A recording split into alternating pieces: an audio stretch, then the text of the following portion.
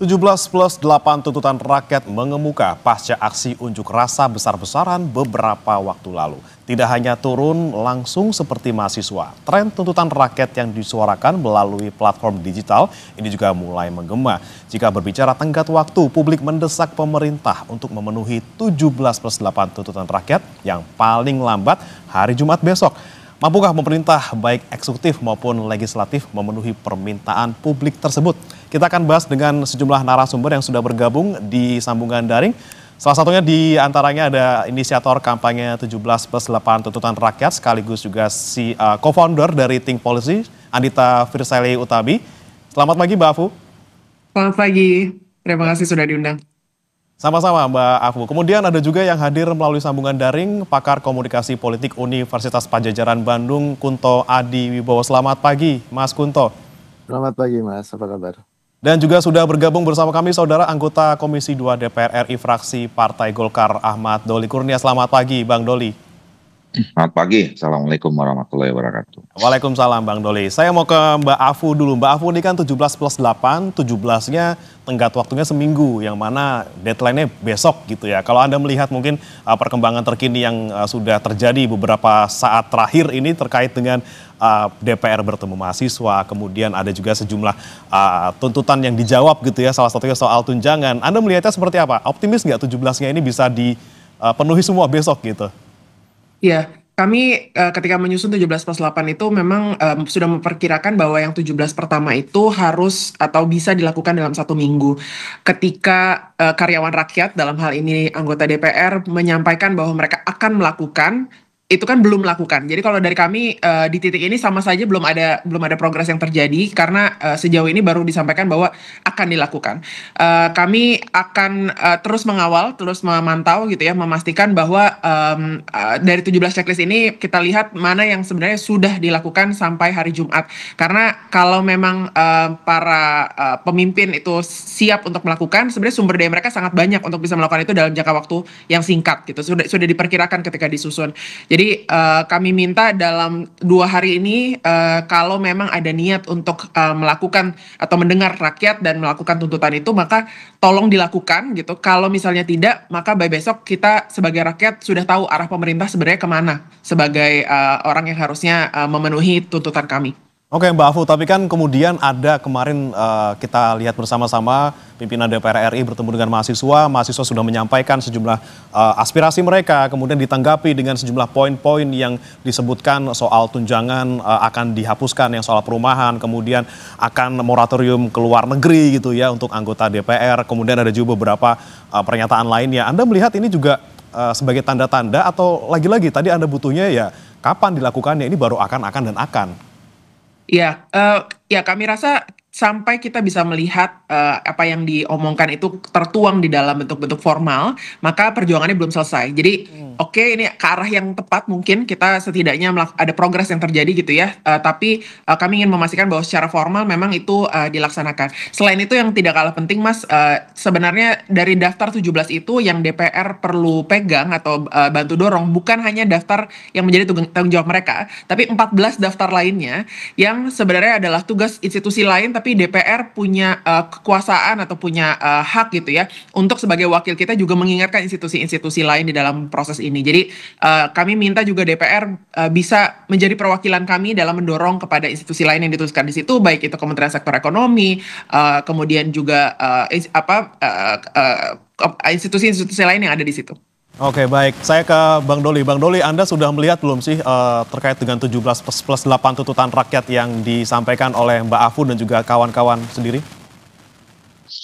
Saya sudah lihat, saya sudah baca, saya juga sudah mencoba mengclustering gitu ya. Pertama saya memberikan apresiasi, saya kira tuntutan 17+8 itu bagus semuanya, ya tidak ada yang salah. Dan itu semua kira kalau dilaksanakan sangat baik untuk kemajuan dan pembangunan bangsa Indonesia, terutama untuk kepentingan rakyat gitu. Nah saya mau satu-satu. Pertama saya kira saya mau memberikan aksentuasi ya, terutama kepada pihak kepolisian.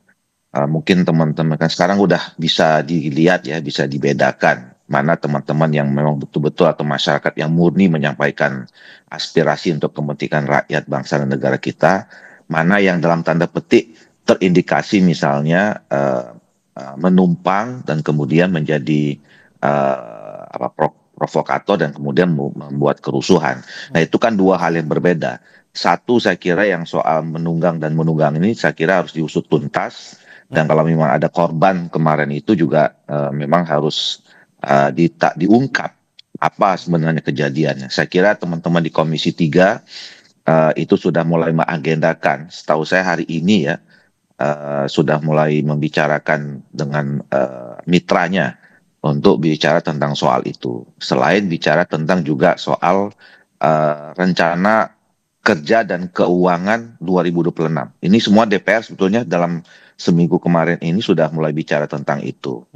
Nah, kemudian yang kedua, saya kira juga teman-teman aktivis, teman-teman mahasiswa terutama yang kemarin melakukan aksi itu, yang sekarang masih ditahan, saya kira sudah harus sudah segera harus dikeluarkan ya.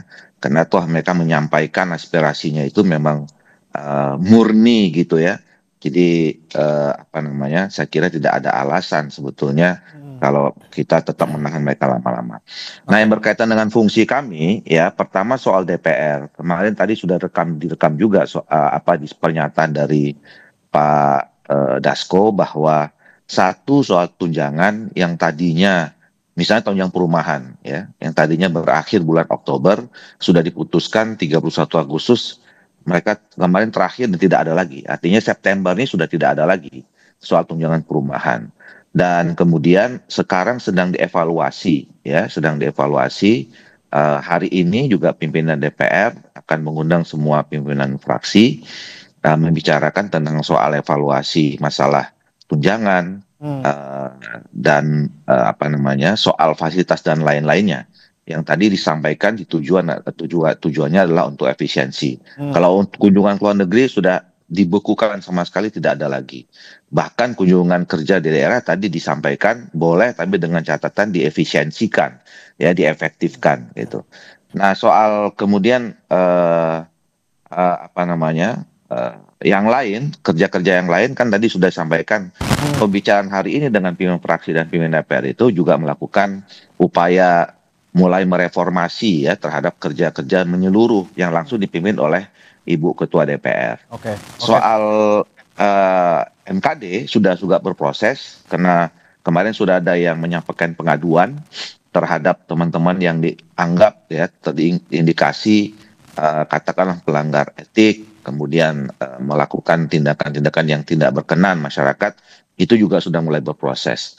Tapi saya paham bahwa bagi kami memang pekerjaan itu dari segi waktu mungkin ada kendala ya. Tapi dengan komitmen kami semua, apalagi dari pimpinan sudah berkali-kali mengatakan ya kita akan berjuang, bekerja keras untuk segera memenuhi tuntutan-tuntutan itu apa yang kami bisa.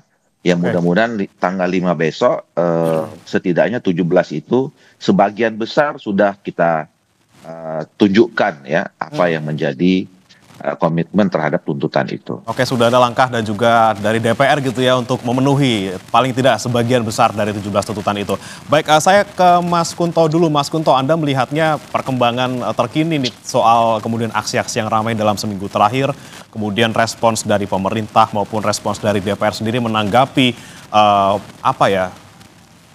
polemik ini gitu ya. Seperti apa komunikasi mereka dan juga seperti apa kemudian bisa menjawab apa yang menjadi tuntutan masyarakat?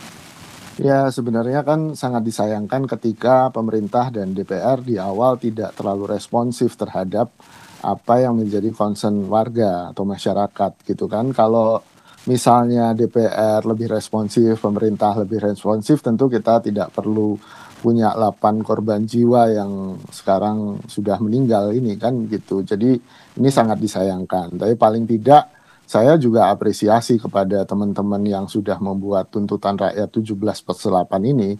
Dalam artian tuntutan ini sangat konkret. Tadi Bang Doli juga sudah bilang bahwa ini sesuatu yang menurut saya tidak simbolik. Karena dibuat dengan cara manajemen yang bagus gitu kan, dengan memperhatikan smart gitu kan, dia spesifik, dia terukur, dia kemudian bisa diraih dalam waktu tertentu gitu kan, dan dia relevan dengan apa yang jadi concern masyarakat hari ini gitu kan.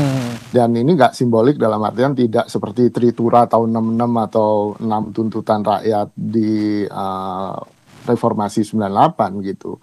Ini terukur dan menurut saya harusnya juga bisa segera dilakukan oleh teman-teman di DPR, oleh Presiden, oleh TNI, oleh kepolisian. Dan memang strategis sekali fungsi DPR di sini karena dia sebagai mitra strategis juga kan dari kepolisian, TNI, dan juga pemerintah. Tapi yang saya juga harus garis bawahi, ini yang tampaknya belum begitu responsif adalah partai politik gitu kan. Padahal kita tahu kekuatan partai politik adalah kekuatan yang penting di dalam DPR itu sendiri. Kita kan punyanya fraksi partai politik, gak setiap anggota di dalam DPR kemudian punya vote atau suara kan gitu. Jadi menurut saya ini juga yang perlu didorong selain DPR, dan saya juga apresiasi DPR kemarin sudah menerima wakil dari mahasiswa walaupun ada perdebatan ini mahasiswa yang mana ya. Sebagai rakyat saya pikir selama tuntutan mereka memang legitimate sesuai dengan tuntutan dan concern masyarakat, saya sih tidak melihat atau memecah atau mengotak-kotakan ini anasir atau elemen gerakan yang mana ya gitu. Jadi ini komunikasi yang menurut saya harus dibangun lebih kontinu, lebih sustainable, berkesinambungan gitu kan. Tidak hanya gara-gara 8 orang yang sudah meninggal kemarin, tapi ini memang harusnya jadi praktik good governance kita ke depannya gitu, Mas. Oke, baik.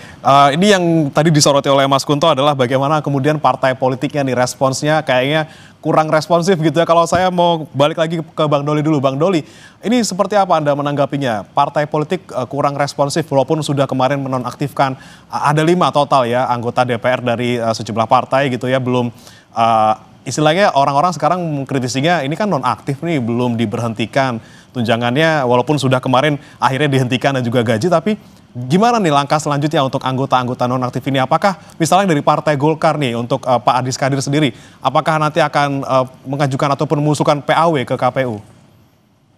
Iya, pertama saya kira kami juga sedang berupaya ya. Tadi malam kami rapat di DPP Partai Golkar. Ya saya bicara tentang Golkar saja lah ya. Saya tidak berani mengatasnamakan partai politik lain gitu. Kami rapat lama sekali, hampir 4 jam gitu ya, membicarakan tentang perkembangan situasi dan apa yang bisa kami lakukan setidaknya dalam waktu dekat ini. Nah, pertama kalau soal tadi posisi Pak Adis Kadir, ya kami waktu itu juga sepakat juga bersama dengan partai-partai politik lain dan juga pembicaraannya bersama Pak Presiden. Langkah pertama yang memang mungkin dilakukan dalam mekanisme undang-undang dan tata tertib DPR sekarang itu adalah menonaktifkan. Nah, sekarang semuanya sedang berproses, baik di DPR maupun di partai politik. Ya, di DPR teman-teman MKD juga sedang melakukan kerjanya terhadap laporan yang disampaikan oleh masyarakat. Nah, kami juga menunggu hasil MKD seperti apa. Sambil di internal juga kami berproses. Kami punya institusi ada 2 yang bersangkutan dengan soal etik ya. Pertama adalah Mahkamah Partai, yang kedua Dewan Etik. Nah, 2 institusi ini sekarang sedang bekerja juga secara simultan dengan sambil teman-teman di MKD. Nah, karena begini, ini kan soal pergantian dan segala macam itu juga kita harus mengikuti mekanisme yang ada Undang-Undang MD3 dan peraturan tata tertib ya. Karena memang betul istilah nonaktif itu memang tidak ada. Tapi itulah upaya yang waktu itu paling mungkin dilakukan. Pilihan kemudian adalah pemberhentian sementara atau pemberhentian tetap. Nah, itu juga tadi saya katakan ada mekanismenya. Karena juga harus ada latar belakangnya ya. Kalau soal pemberhentian tetap itu kan hanya ada 2 yang paling simpel. Ya, yang pertama adalah yang bersangkutan mengundurkan diri, atau yang kedua adalah ya dipecat jadi anggota ya, bukan hanya sekedar anggota DPR. Nah, dan itu semua kalau tidak kita ini hati-hati ada berkonsekuensi hukum juga. Nah, ini yang sekarang sedang dipelajari masing-masing partai politik. 1. Nah, yang kedua, tadi malam juga kami menginstruksikan ya agar semua fraksi di seluruh Indonesia itu harus sekarang turun ke bawah, ya melakukan program-program yang konkret ke masyarakat. Ya, bahkan kami mengajukan secara spesifik ya program DPR baik pusat, provinsi, kabupaten, kota melakukan program-program seperti pasar murah, terus kemudian melakukan kegiatan sosial, yang semuanya itu mengantisipasi bagaimana supaya masyarakat kita itu situasi ekonomi dan sosialnya segala macam harus bisa kita respon dengan cepat. Yang mana memang Itu ini harusnya dilakukan sebelumnya juga harus dilakukan ya Bang Doli ya. Tapi ya, kita tangkap tadi terkait dengan Pak Adis Kadir untuk status di Golkar sendiri maupun di DPR masih dalam proses. Saya mau ke Mbak Afu. Mbak Afu, Anda melihat ini kan salah satu poinnya tadi ada soal anggota DPR yang kemudian ada masalah di situ. Bagaimana kemudian ditindak tegas. Tapi kan kita butuh waktu gitu, kata Bang Doli tadi. Kita butuh waktu untuk proses di MKD maupun di internal. Tidak bisa langsung ujuk-ujuk dipecat ataupun diberhentikan. Harus hati-hati. Anda melihatnya deadline besok tanggal 5 ini, apakah bisa dipenuhi atau kalau misalnya tidak bisa dipenuhi, kemudian apa yang akan dilakukan oleh teman-teman di tim polisi maupun di teman-teman lain? Baik, ketika kami keluarkan tuntutan itu adalah hari Minggu ya. Jadi hari Minggu malam kami keluarkan ada 5 hari kerja penuh untuk para aktor-aktor yang terlibat bisa merespon atau setidaknya memulai merespon terhadap tuntutan-tuntutan yang ditaruh di situ. Dalam konteks permintaan terhadap partai politik maupun DPR gitu sebagai institusi pimpinan DPR, maka beberapa hal di situ sudah bisa dimulai dari hari Senin, Selasa, Rabu gitu. Kita sekarang sudah sampai di hari ini, berarti sejauh ini tidak dimulai prosesnya gitu ya, bahwa diresponnya juga cukup terlambat.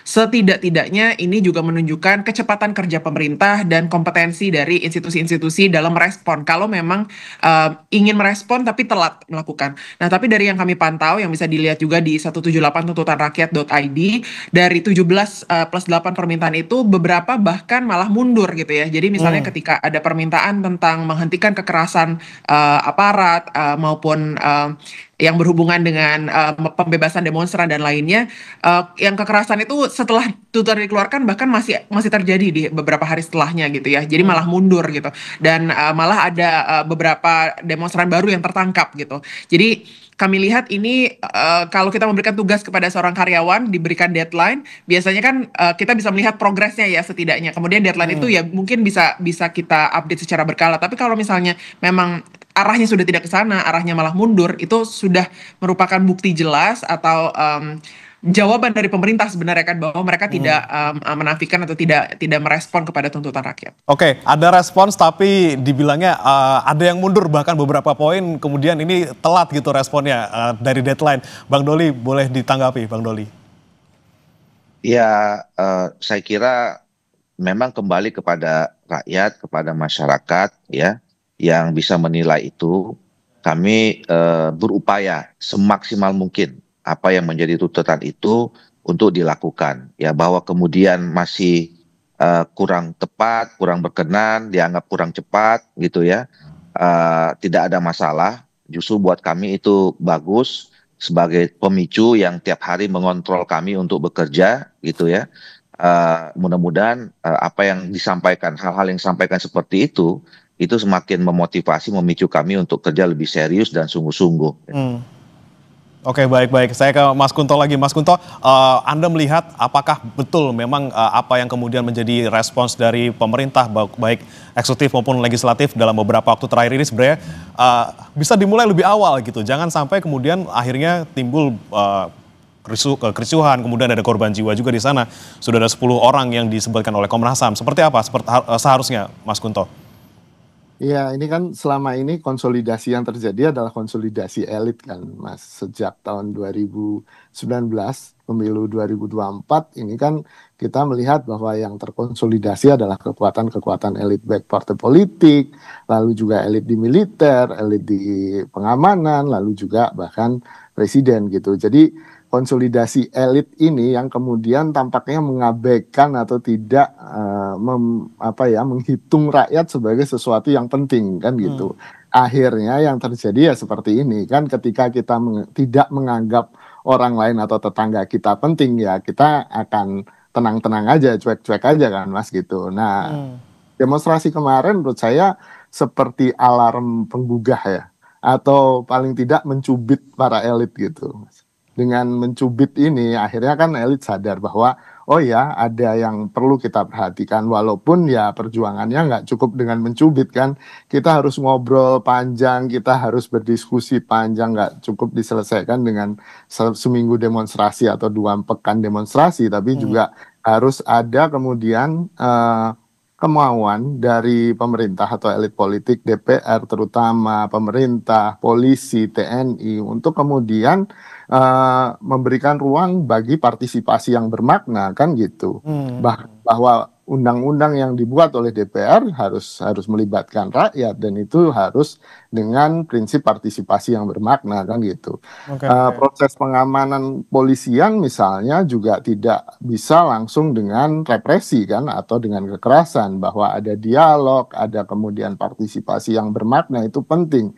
Bahkan yang kemarin kita catat kan bagaimana Pak Presiden sendiri salah menginterpretasi undang-undang tentang demonstrasi, bahwa demonstrasi itu harusnya nggak berizin, hanya pemberitahuan, dan tidak ada dalam undang-undang itu harus pukul 18 selesai kan gitu. Ini kan juga menunjukkan bagaimana pemerintah kita tampaknya belum benar-benar concern dengan bagaimana rakyat bisa punya hak untuk menyampaikan aspirasinya. Ini ya masalah komunikasi di sana kita soroti, Mas Kunto, ya, terkait dengan kemudian bagaimana menyerap aspirasi masyarakat, bagaimana menangani konflik yang ada ataupun menangani situasi yang memanas di masyarakat saat ini. Tapi kemudian memang masih banyak hal-hal yang harus kita bahas lagi, saudara, terkait dengan tuntutan-tuntutan dari 17+8 ini, termasuk yang untuk jangka panjang. Ada RUU perampasan aset di sana, ada reformasi internal DPR secara menyeluruh. Kita akan bahas usai jeda berikut.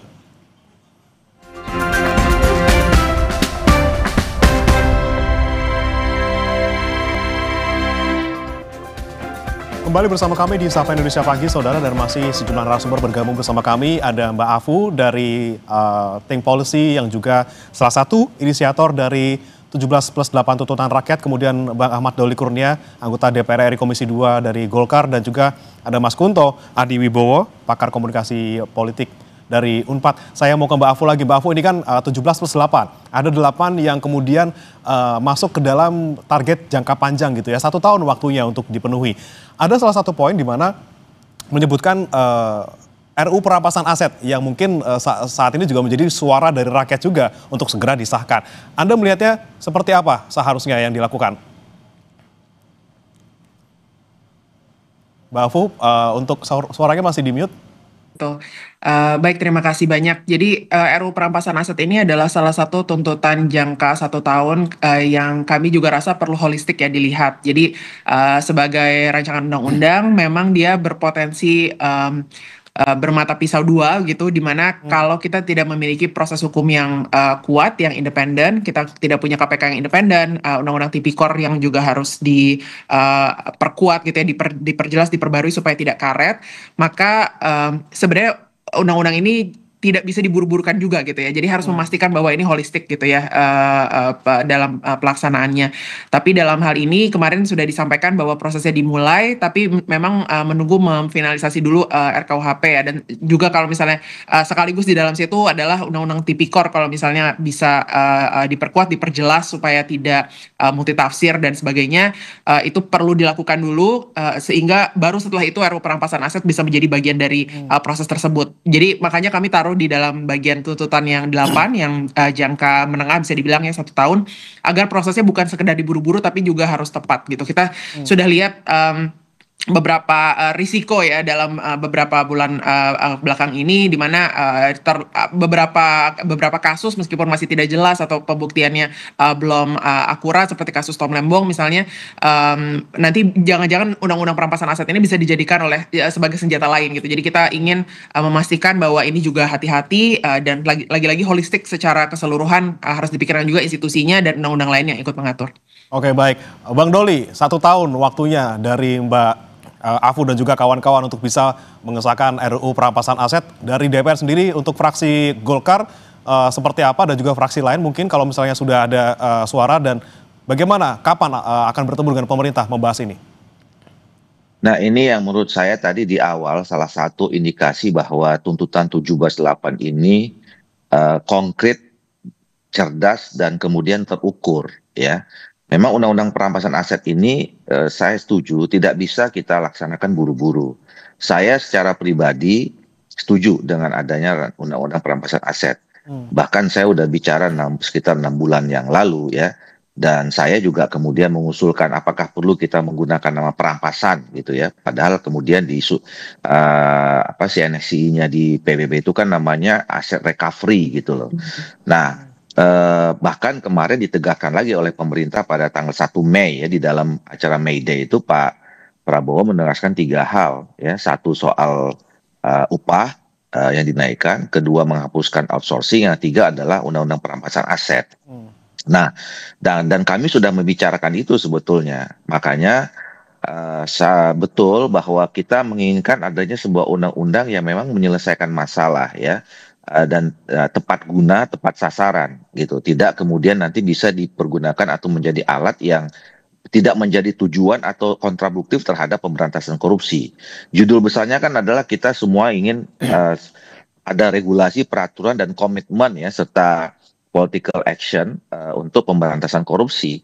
Nah, salah satunya itu adalah dengan adanya, kalau kita memiliki undang-undang yang kita sebut sementara ini rancangan undang-undang perampasan aset. Nah, jadi semangat yang sekarang sedang dikerjakan oleh teman-teman Komisi 3 di pembahasan undang-undang KUHP itu adalah bagaimana nanti ini menjadi basic ya, menjadi basis bagaimana nanti supaya undang-undang perampasan aset itu bisa linear ya, dengan penguatan soal undang-undang yang lain, sistem hukum kita yang memang harus juga kompatibel dengan itu, kemudian juga mendorong bagaimana aparat-aparat penegak hukum juga memang memberikan dukungan terhadap pelaksanaan rancangan undang-undang atau undang-undang perampasan aset itu nanti kalau kemudian kita sahkan. Jadi waktu yang 1 tahun itu saya kira memang sangat cukup ya, untuk juga sama disinkronkan dengan undang-undang pemberantasan korupsi yang lain.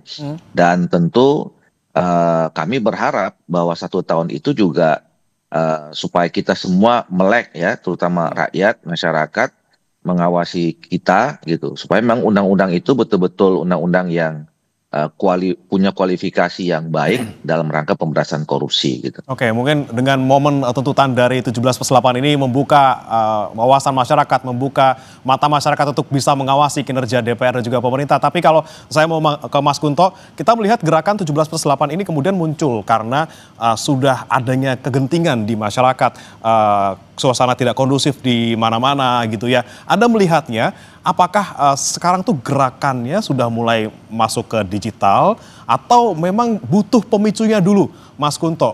Oke, suasananya udah mulai kacau gitu, baru kemudian ada sesuatu yang disebut sebagai gerakan digital untuk bisa menyatukan rakyat. Anda melihatnya seperti apa kalau dari situasi sekarang ini? Ya, saya mengamati ada hal yang menarik dari aksi demonstrasi di akhir Agustus ini, Bang, bahwa yang pertama berbeda dengan aksi-aksi sebelumnya, misalnya peringatan darurat, Indonesia gelap gitu kan, itu kelihatan aktor-aktor yang kemudian muncul, misalnya elemen-elemen mahasiswa, elemen buruh yang muncul, yang berdemonstrasi kita bisa identifikasi dengan cepat gitu. Dalam bulan akhir Agustus ini, demonstrasi pertama tanggal 25 dan demonstrasi kedua tanggal 28, walaupun 28 ada serikat buruh yang awal ya, tapi kemudian kita sama sekali tidak bisa mengidentifikasi ini. Ini kayaknya semacam luapan kemarahan warga gitu, luapan kemarahan masyarakat. Jadi mereka tidak peduli elemen mana, tidak peduli apakah mereka mahasiswa miskin kota atau siapapun, akhirnya lebur di situ. Dan yang menarik adalah gerakan yang tidak terstruktur ini awalnya, kemudian dicoba ditangkap oleh teman-teman yang ada di dunia digital, di media sosial, mereka yang kelas menengah, yang punya pendidikan yang tinggi seperti Afu ini gitu, bahwa Kak Afu ini, bahwa kemudian mencoba kemudian mengkristalkan concern dari masyarakat. Dan menurut saya ya gerakan yang baik memang harus berkesinambungan, semua elemen memang harus berjalan kan begitu ya. Dalam artian ya saatnya juga DPR, partai politik juga ikut kemudian merangkul apa yang sudah mengkristal di masyarakat ini. Jangan sampai kemudian muncul kemarahan berikutnya, kan kita juga Oke, tidak ingin ada kemarahan-kemarahan yang terus oke. terjadi di Republik ini gitu. Oke, jadi kemarin suasana tidak kondusif kemarin ini terjadi karena banyaknya protes masyarakat walaupun sudah muncul dari digital tapi tidak ada yang menyatukan gitu ya. Baru sekarang disatukan oleh Mbak Afu dan juga kawan-kawan. Mbak Afu, saya mau ke Anda lagi soal salah satu poin dari 8 yang dijangka panjang gitu ya, soal reformasi DPR secara menyeluruh. Ini juga kemarin Yes. sempat disinggung oleh Pak Dasko juga. Anda melihatnya seharusnya reformasi seperti apa yang dilakukan? Iya, jadi beberapa hari ini kami melihat ada beberapa partai yang melakukan pernyataan juga ya di media sosial terhadap posisi mereka gitu, bahwa ingin memperbaiki, termasuk di antaranya PKB, PKS dan juga Perindo, dan ditambah statementnya pimpinan DPR gitu ya. Nah, dalam kasus ini kami melihat bahwa sebenarnya solusi-solusi teknis seperti evaluasi tunjangan dan sebagainya itu memang adalah indikator-indikator yang penting, tapi memang yang kami inginkan itu reformasi yang jauh lebih mendalam dan lebih sistemik, di mana kami merasa rancangan atau revisi undang-undang pemilu yang diajukan oleh koalisi LSM bisa menjadi salah satu solusinya. Pertama, semuanya memang perlu dimulai dari pemilu lagi gitu ya. Bagaimana peran partai dalam merekrut calon-calon atau kandidat-kandidat anggota DPR yang kompeten, yang memang bisa melakukan tugasnya dalam berempati dengan, kepada rakyat, dalam melakukan tugasnya untuk menyuarakan apa yang rakyat inginkan, itu muaranya atau pintu masuknya, bahkan ya pintu masuknya itu ada di partai politik gitu ya. Jadi peran partai politik menjadi sangat sangat penting. Golkar tentu saja adalah salah satunya di dalamnya gitu ya. Bagaimana kita bisa merekrut yang kompeten, dan sistem pemilu yang campuran itu bisa mungkin membantu sedikit gitu ya untuk mengurangi insentif partai-partai selalu merekrut kandidat berdasarkan popularitas atau berdasarkan punya sumber daya untuk memenangkan pemilu, alih-alih benar-benar berbasis meritokrasi. Jadi masalah tunjangan dan sebagainya itu betul sangat perlu dievaluasi, tapi sama saja kalau misalnya tunjangannya jadi jauh lebih rendah, tapi kita tidak mengubah orang-orang atau anggota DPR seperti apa yang masuk ke dalamnya. Saya kira saya hormat ya kepada Pak Doli di sini gitu, sudah juga menyampaikan dan mungkin mengusahakan dari dalam, tapi secara mayoritas itu sebenarnya seperti apa di DPR sisanya, dan juga kita perlu menggeser kekuasaan yang terlalu tinggi di pimpinan partai politik. Oke. Dan harus mengembalikan proses demokratis di dalam masing-masing partai politik juga, agar tidak tersandra oleh elit-elit di dalam masing-masing partai itu sendiri. Oke, oke. Bang Doli, respon Anda Bang Doli, ini reformasi seperti apa sih yang nanti akan dilakukan DPR yang akan dipimpin oleh Mbak Puan sendiri? Seperti apa reformasinya? Apakah memang betul dari akarnya gitu ya, mungkin dari rekrutmen untuk periode selanjutnya? Iya, tentu pertama saya kira memang harus ada perencanaan yang cukup matang pembicaraannya ya.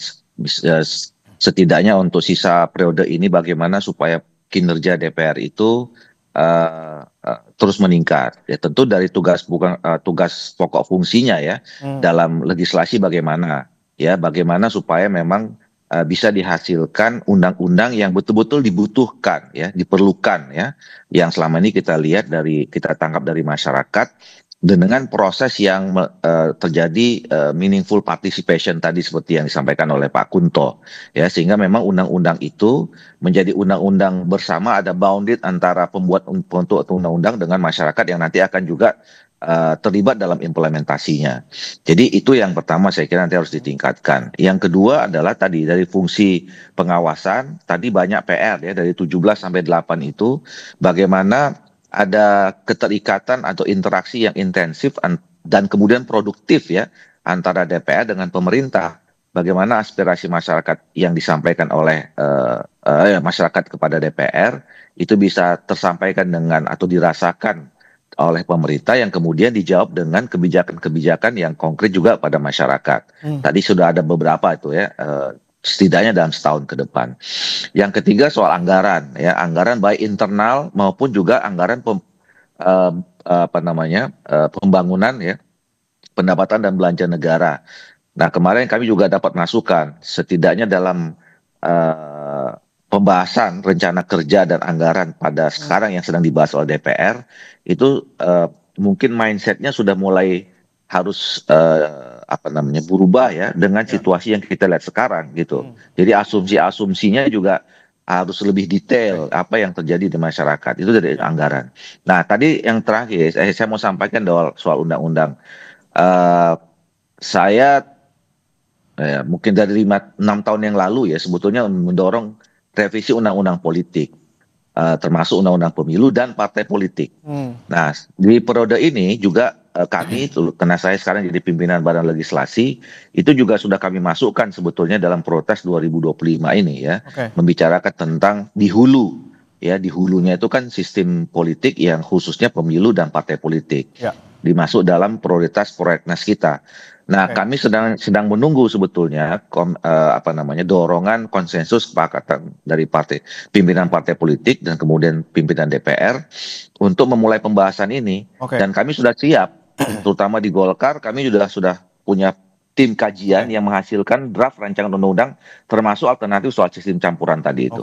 Oke, jadi tadi undang-undang yang saat ini pun yang diperlukan, kemudian undang-undang untuk nanti jangka panjang soal politik juga sedang disusun oleh DPR. Kemudian terakhir singkat saja Mas Kunto sebelum kita tutup, apa yang saat ini harus kita lakukan mungkin dari pemerintah baik eksekutif maupun legislatif untuk kemudian membuat suasana kembali kondusif, bagaimana kemudian pemerintah bisa menyerap aspirasi rakyat, jangan sampai ada hal-hal serupa terjadi di kemudian hari.